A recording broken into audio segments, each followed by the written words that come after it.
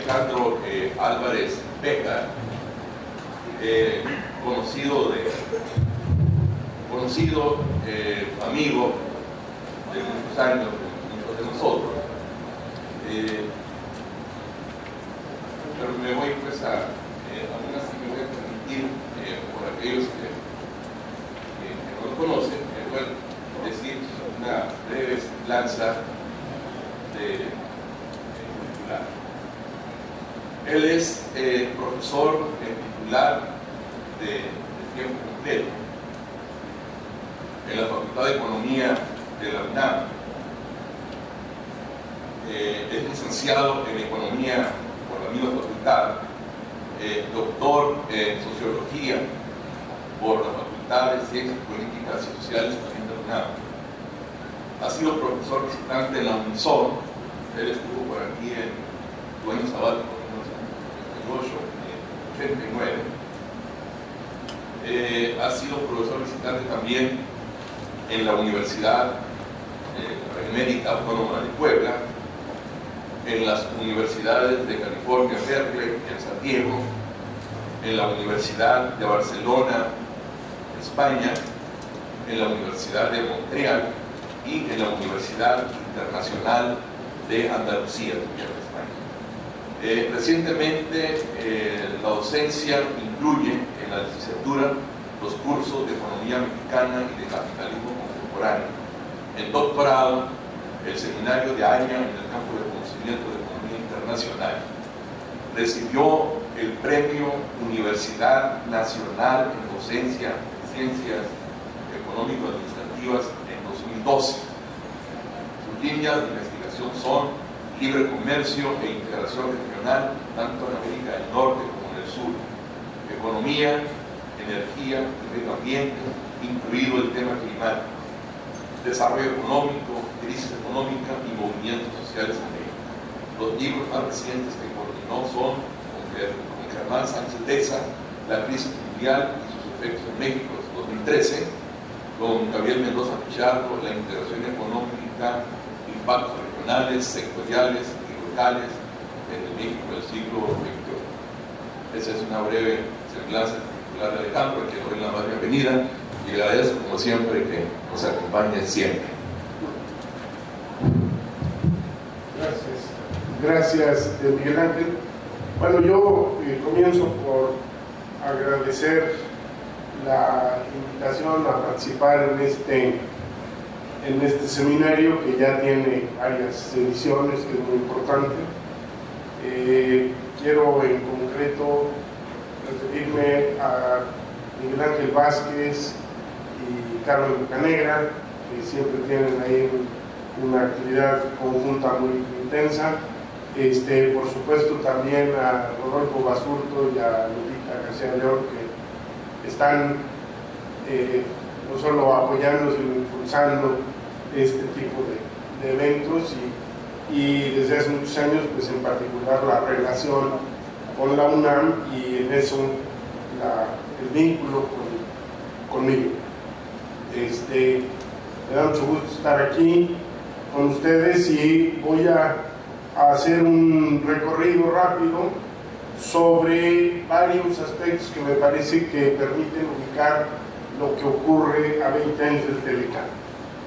En primer lugar, ver qué era lo que estaba en los orígenes detrás de la iniciativa del Telecán y del ALCA por parte de Estados Unidos, la tendencia tal vez más significativa actualmente, que es la tendencia a la multipolaridad, y un elemento que me parece sumamente importante es la presencia de grandes acuerdos comerciales que están incidiendo en el debate sobre las redes de comercio mundial. Está en primer lugar el acuerdo sobre servicios, el acuerdo transpacífico y el acuerdo de inversión y comercio transatlántico. Bueno, en concreto, la parte que se visualiza para México es cómo el Telecán se está profundizando en el ámbito de la energía, en la cuestión de servicios generales y financieros, en el asunto de las comunicaciones, en la migración y en algo muy importante que yo denomino la identidad comunitaria de América del Norte. Bueno,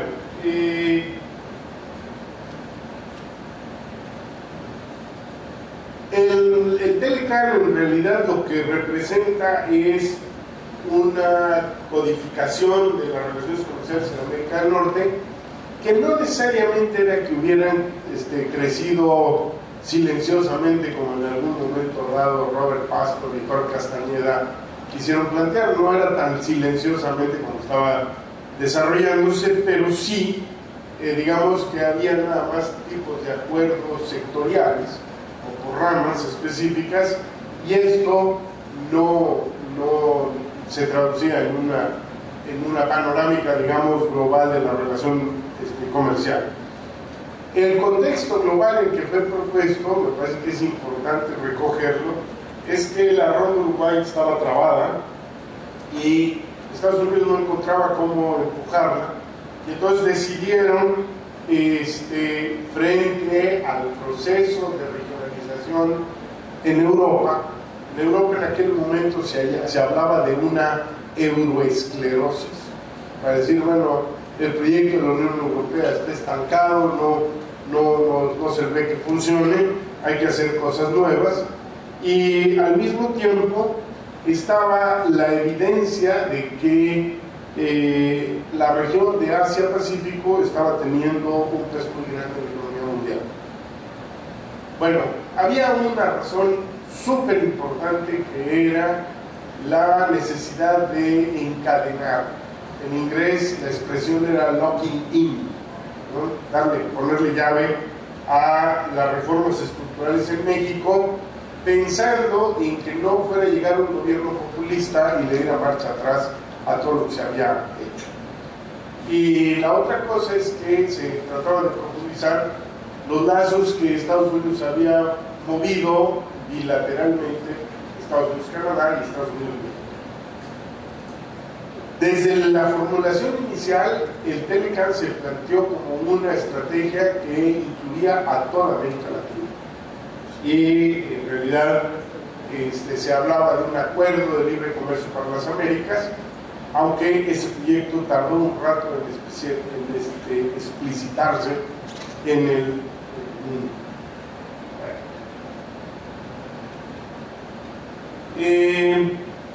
Los problemas actuales, digamos, esto es lo que había en la época en que se planteó el Telecan. Hoy Estados Unidos tiene varios problemas en la economía mundial.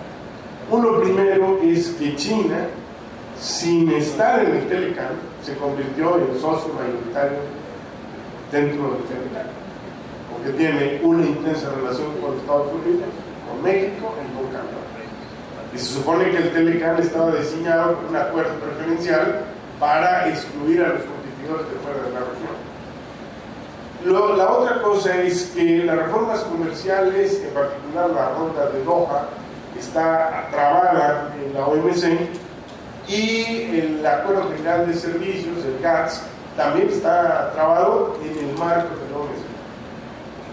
El dato más importante es que la economía mundial se está moviendo de una etapa que se vivió muy intensamente en los 90 de unilateralismo, y se va perfilando un esquema multipolar por un creciente peso, sobre todo de las economías emergentes.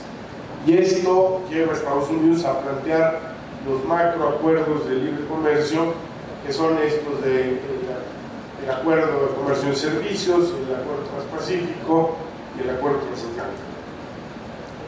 Ahora, Estados Unidos tiene también necesidad de empujar las reformas neoliberales adentro de Estados Unidos para terminar este proceso de desmantelamiento del estado de bienestar, en particular afectando a los sectores de salud, educación y seguridad social. Y lo que han hecho es tratar de segmentar las relaciones comerciales con los acuerdos y los mercados laborales acercándose especialmente al caso de México y Centroamérica.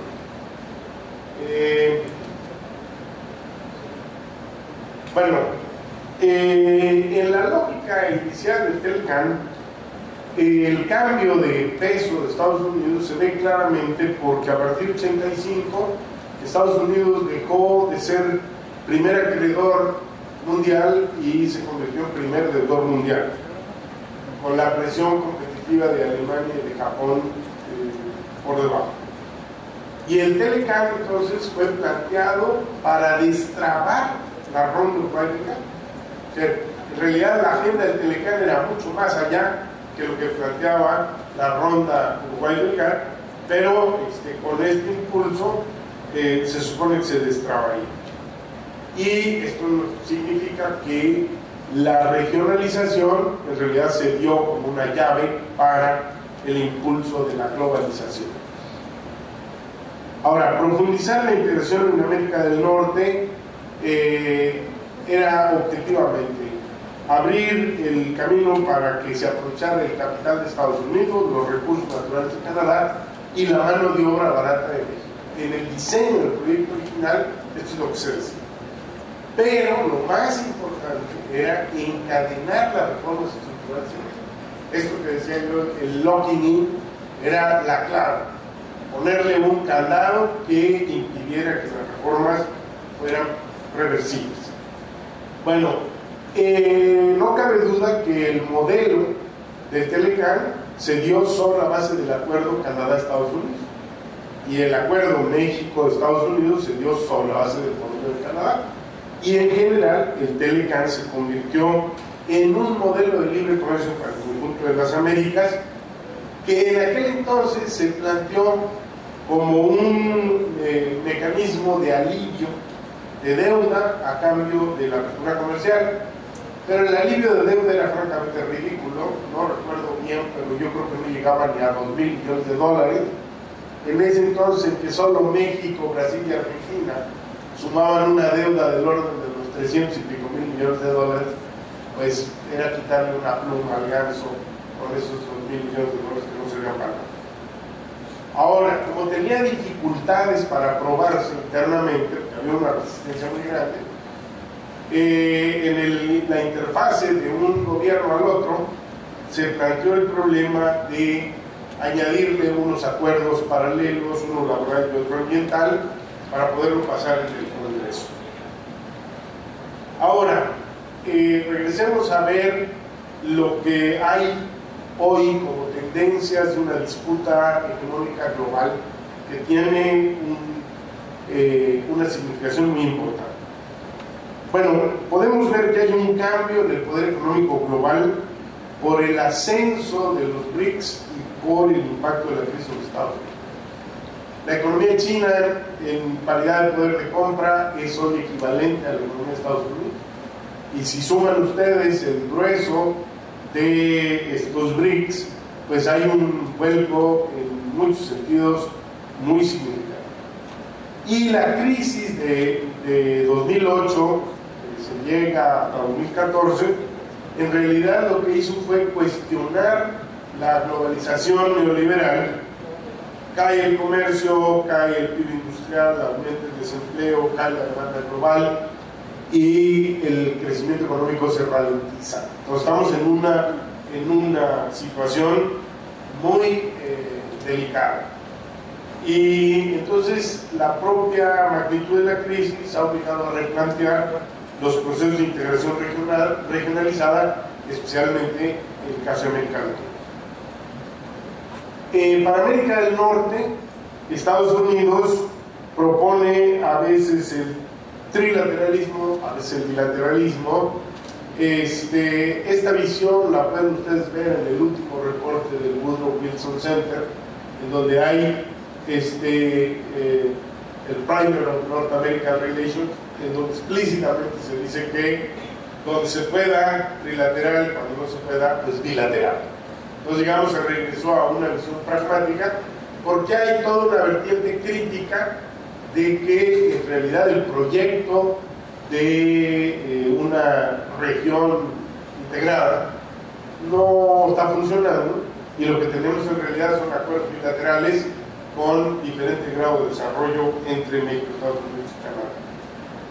Ahora, yo el eje que tomo referencia es que a nivel global hay tres disputas que son las que son centrales para los países desarrollados. Hay una disputa comercial y de inversión, otra una disputa sectorial. En realidad hay una batalla tremenda sobre el sector de los servicios y especialmente sobre el problema de los servicios financieros. Y también hay que tomar en cuenta que hay una confrontación político-social alrededor de las políticas de austeridad.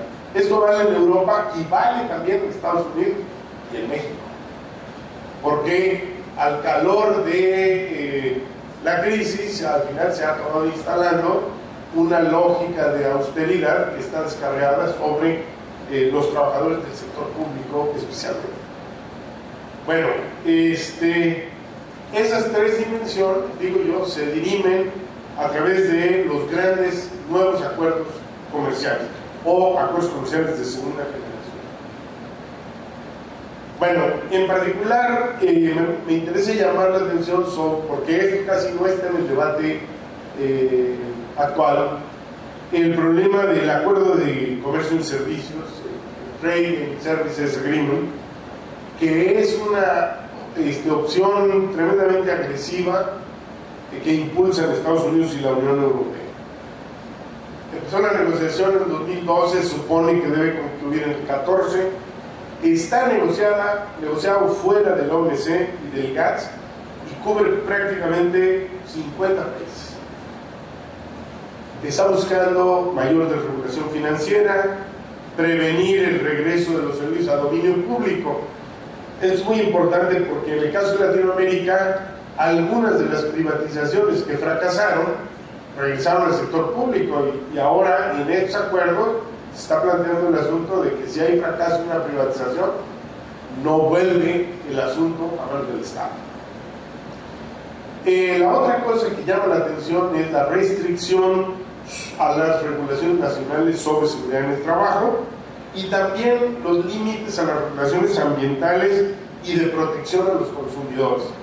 Este es un asunto muy delicado porque, como se lo han discutido ustedes aquí también en este seminario, pues la problemática ambiental se está elevando como una de las problemáticas claves en el periodo en el que estamos ahora. Y la otra cosa es que hay todo un intento de legalizar a los migrantes como simples mercancías, utilizando el esquema de lo que fue el programa Bracero, que ahora, con el nombre elegante, se llama un programa de trabajadores invitados temporales. Entonces, este es, digamos, el esquema. Y este es un esquema que está realmente entrando en operación en muchos lados. Bueno, es el panorama general. Si nos venimos al caso de México, ahora que se están cumpliendo los 20 años del Telecán, lo que tenemos es la evidencia de que hay una profundización del Telecán. Una profundización que abarca el sector energético, el sector de los servicios, las telecomunicaciones y especialmente la migración.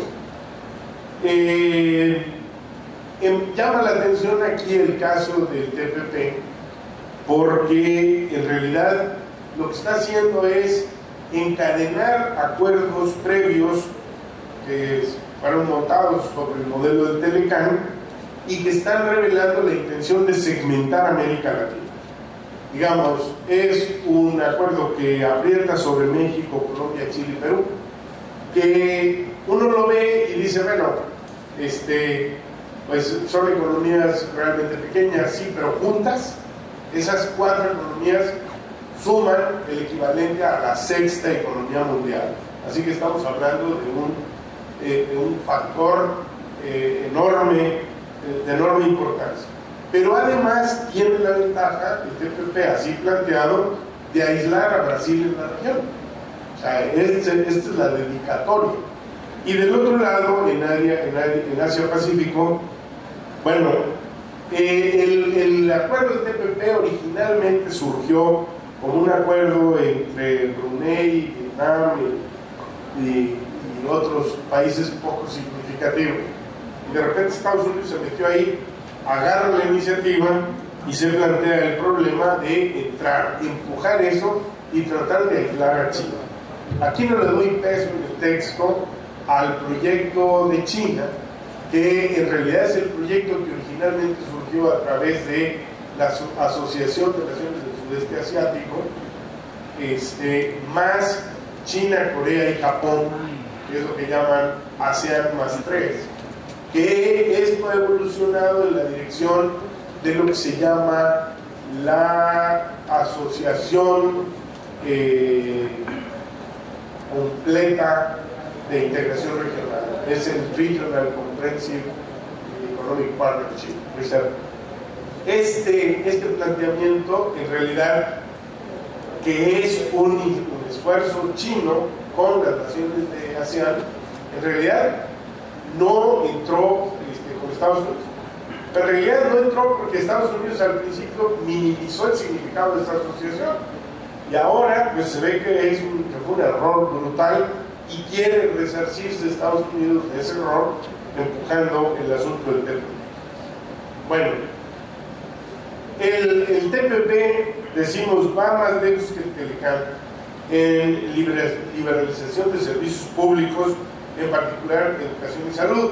De hecho, lo que estamos viviendo hoy como reforma del sector educativo en México es parte de ese impulso, es parte de empujar el proceso de desmantelamiento de las instituciones del Estado de Bienestar lo más lejos posible.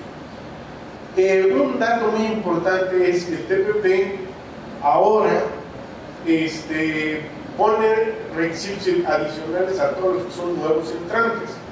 Por ejemplo, cuando se incorporan el año pasado Canadá y México, ya estaba la regla de que no pueden llegar a discutir nada de lo que ya se acordó.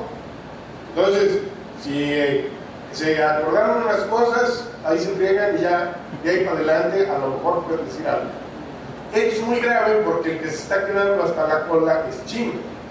Y entonces significa que cuando llegue la discusión, prácticamente no va a poder cambiar nada, siendo, digamos, el plato fuerte de la región. Entonces este elemento es muy, muy delicado.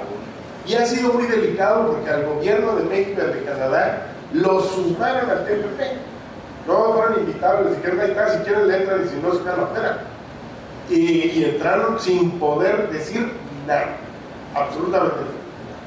Y la otra cosa es esto de que dificulta el regreso de los servicios al dominio público cuando fracasaron las privatizaciones. Bueno, no solo legaliza derechos de propiedad intelectual en una escala regional tremenda, sino que plantea en realidad un problema muy fuerte. El que ha denunciado esto es Joseph Stiglitz, diciendo, bueno, si ahorita las farmacéuticas tienen derecho de propiedad intelectual por 25 o 30 años, la pretensión que hay es de que los derechos de propiedad intelectual sean vitalicios, de por vida. Entonces, bueno, eso quiere decir que se apropian de un conocimiento y va a haber que pagarles de por vida por esto, cuando todos sabemos que en un proceso de cambio tecnológico y científico muy acelerado, estas cosas se pueden cerrar las brechas en unos cuantos años. Bueno, pero introduce asunto muy delicado el tema de las compras gubernamentales, que como ustedes saben es un aspecto clave para el impulso de actividades nacionales y locales. Entonces ustedes meten el asunto de compras gubernamentales, está muy fuerte. En el caso de protección a la inversión, el mismo mecanismo del Telecán, que es esta posibilidad de que haya controversias inversionistas privados contra el Estado, pues esto es una protección que no hay prácticamente en ningún lado. Y entonces abre la posibilidad de que el Estado sea demandado por los inversionistas cuando se abre una actividad y algún inversionista dice, yo creo que esto me va a afectar mi rentabilidad, entonces para eso. y restringe también las regulaciones ambientales. Bueno, entonces decimos que en el caso de la apertura, de la profundización del Telecán, lo que estamos viendo es que ocurre en el sector de energía, en servicios, en telecomunicaciones y en migración. En el caso de la reforma energética, yo no tengo ningún empacho en caracterizar lo que ocurre como un neocolonialismo depredador. Bueno, ¿por qué digo que es neocolonial? Pues porque antes y después del Telecán tenemos casi 2/3 de las relaciones comerciales concentradas con un socio. Las importaciones son prácticamente el 50% de la producción petrolera nacional.